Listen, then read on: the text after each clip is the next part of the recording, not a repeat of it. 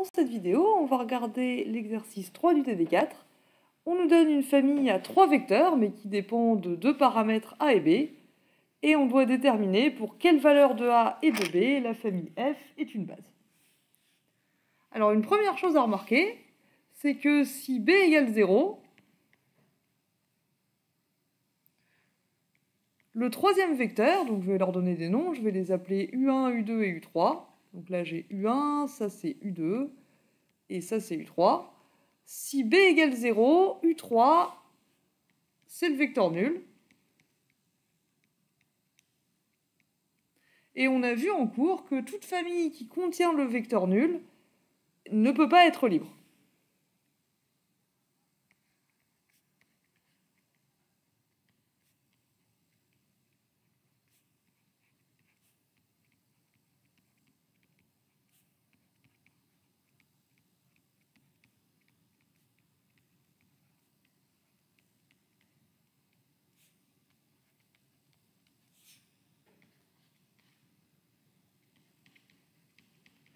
Et si F n'est pas libre, ça ne peut pas être une base, parce qu'une base, c'est une famille qui est à la fois libre et génératrice.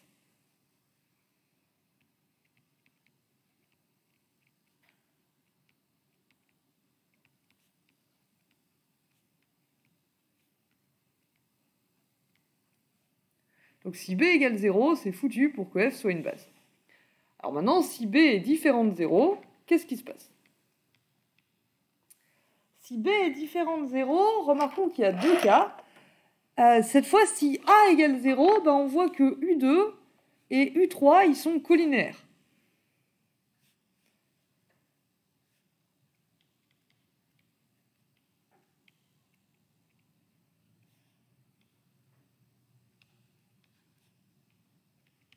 Donc, si A égale 0, alors U3 est égal à B fois U2. Avec B qui est non nul, du coup. Et du coup,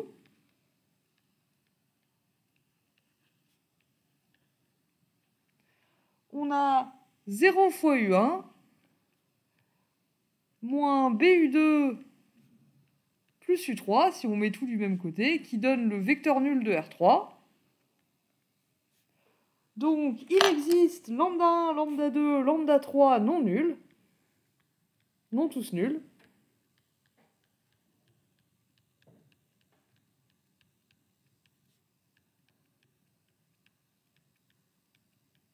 Donc ici, lambda 1, lambda 2 et lambda 3, c'est 0, moins B et 1.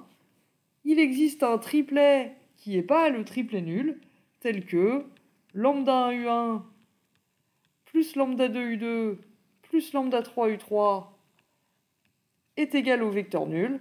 Et donc ça nous dit que, à nouveau, dans ce cas-là, la famille F est libre.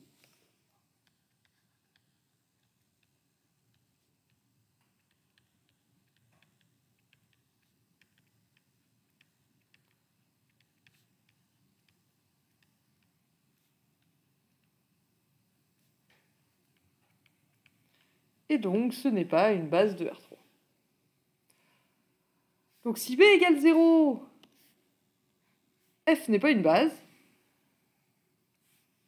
Et si A égale 0, F n'est pas une base non plus. Alors la question maintenant, c'est si A et B sont non nuls. C'est le deuxième cas à l'intérieur du cas où B égale 0. Est-ce que cette fois, F est une famille libre?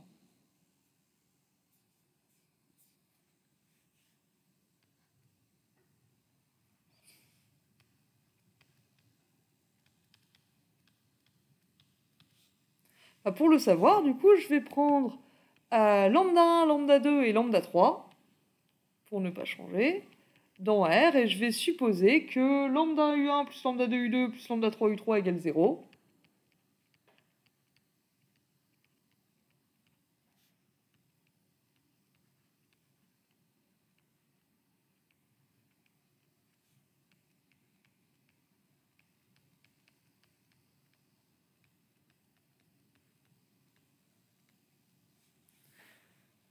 Je vais décaler un peu pour avoir la place d'écrire.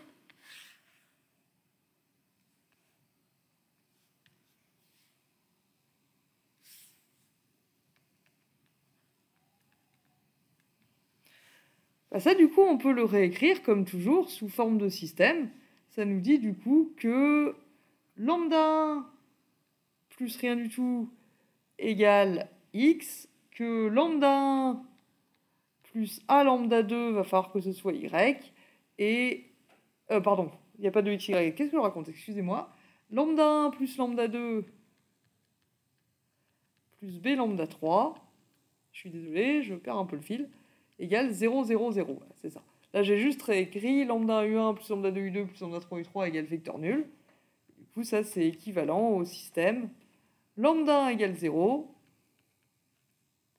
lambda 1 plus a fois lambda 2 égale 0, et lambda 1 plus lambda 2 plus b lambda 3 égale 0.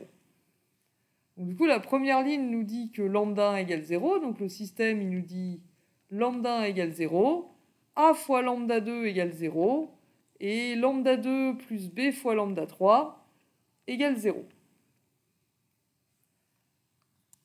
Mais du coup, comme a est non nul,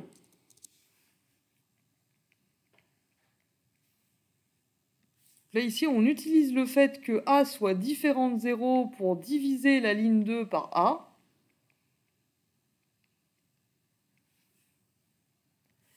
Et ça nous dit que lambda 1 égale 0, et du coup, lambda 2 égale 0 aussi.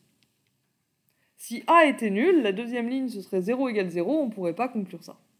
Et du coup, la troisième ligne, elle devient b lambda 3 égale 0. Et maintenant, on avait aussi supposé que b était non nul.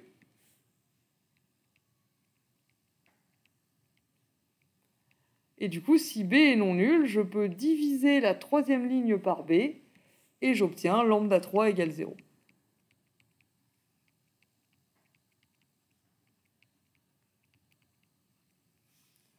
Donc on a montré que si lambda 1 U1 plus lambda 2 U2 plus lambda 3 U3 égale 0, alors lambda 1 égale lambda 2 égale lambda 3 égale 0, ils sont tous nuls.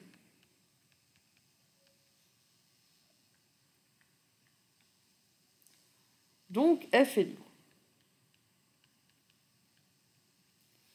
Alors, on a ça si A et B sont non nuls.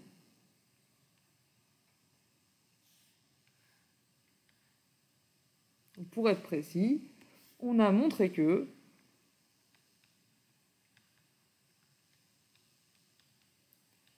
si A est différent de 0 et B est différent de 0, alors on a cette implication, donc F est libre dans ce cas. Et on a vu que si A ou B égale 0, par contre, elle n'est pas libre. Alors, est-ce qu'elle est génératrice maintenant? Toujours dans le cas où A et B sont différents de 0.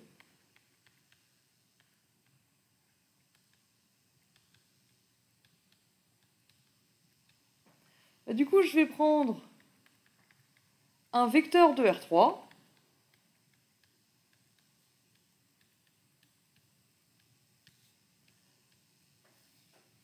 Et ma question, c'est est-ce qu'il est dans le sous-espace vectoriel engendré par F?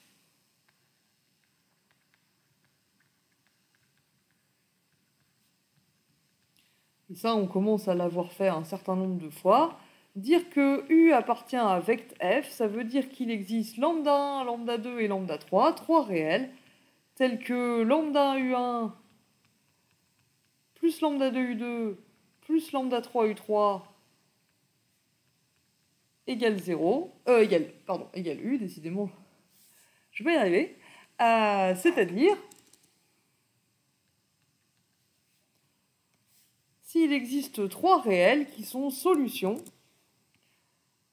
du système. Donc là, on a déjà calculé lambda U1 plus lambda 2 U2 plus lambda 3 U3, ça nous fait lambda 1, lambda 1 plus A fois lambda 2,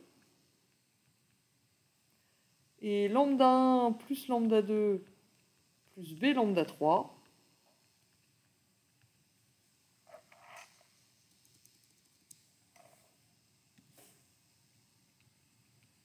Et donc la question, c'est est-ce que ce système a des solutions, quels que soient x, y et z?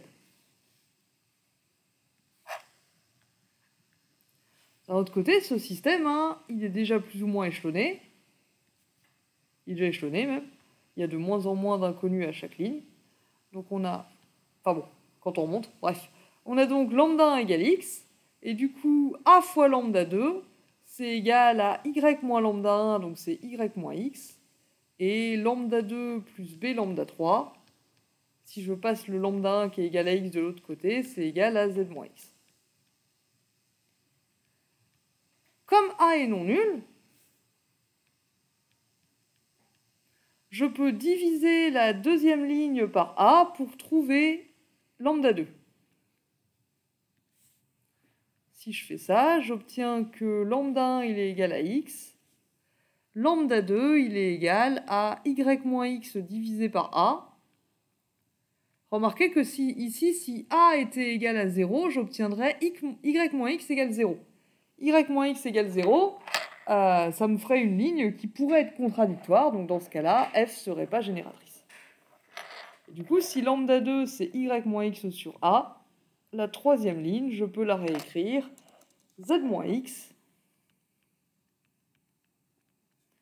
moins y moins x sur a. Et maintenant, on sait aussi que b est non nul, donc on peut diviser la dernière ligne par b. Ça va être un peu moche, mais c'est pas très grave. Donc b, je sais qu'il est différent de 0.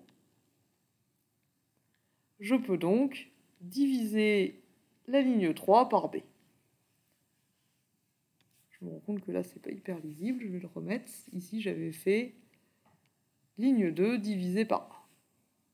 Voilà. Et maintenant, je fais ligne 3 divisée par b. J'obtiens du coup lambda 1 égale x, lambda 2 égale y moins x sur a, et lambda 3, il est égal à 1 sur b facteur de z moins x moins y moins x sur a.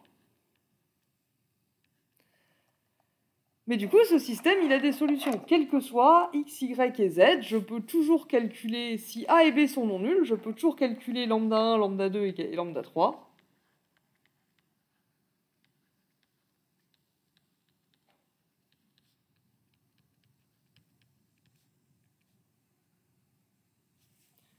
Quels que soient x, y et z, le système S a des solutions.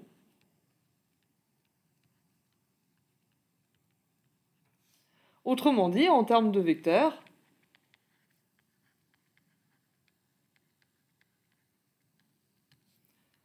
si A et B sont non nuls,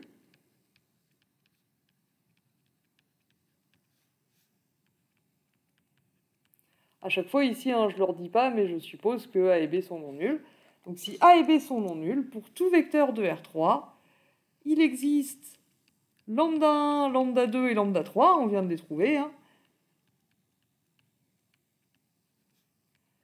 tels que U égale lambda 1 U1 plus lambda 2 U2 plus lambda 3 U3.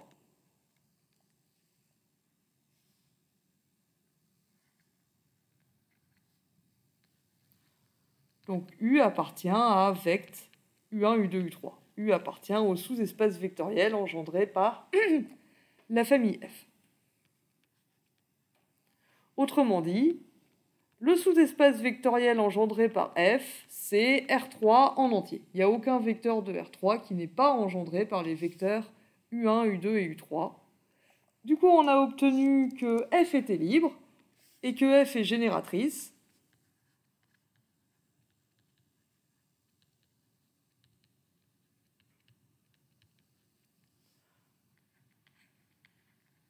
Donc, si A et B sont non nuls,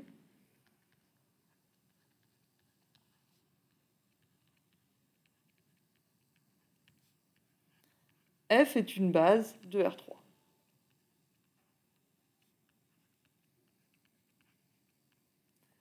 Et on a vu que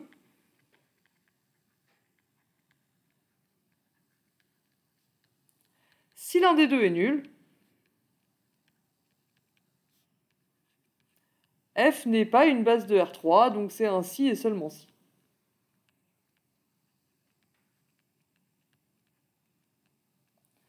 l'énoncé nous demandait une condition. Nous demandait pour quelle valeur de A et B la famille est une base. Bah, c'est pour toutes les valeurs, sauf si A égale 0 ou B égale 0.